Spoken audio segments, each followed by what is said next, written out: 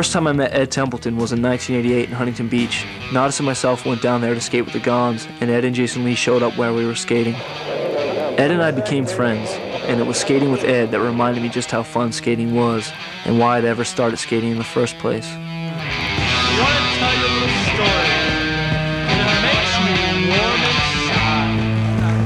It's about some friends growing up, all the things they tried.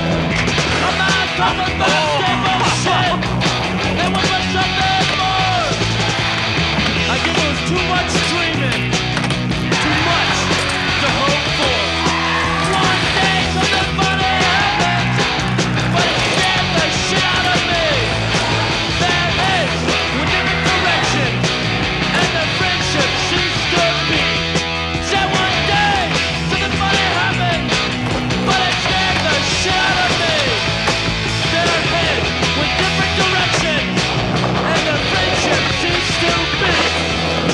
TV was all about good intentions and bad timing. But at this time in skateboarding, it really seemed like, your career might be over because everything was so based on the newest tricks and the newest guy and who was cool and who wasn't cool and stuff. And if you weren't in that group, it really seemed like you're done with, Skateboarding's gravy days were over, and to start a new company in the darkness of the early 90s had failure written all over it.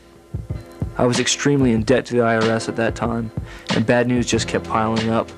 TV went from one backer to another and never realized any success in the market, and this put a real strain on Ed's and my relationship.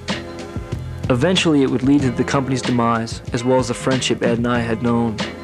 It's something I really regret having happened.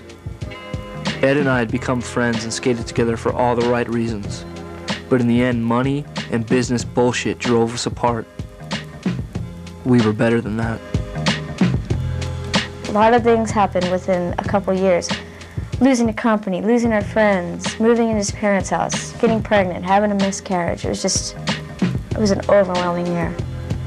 Just we grew up a lot that year. So much stuff went into perspective that year.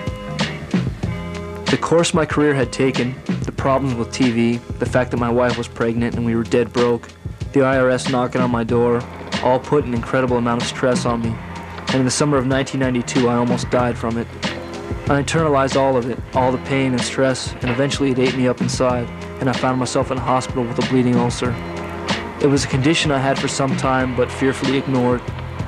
All that I had been through had caught up to me, and the future was so uncertain, but I had a life to live, a baby on the way, and I felt I still owed skateboarding my best effort.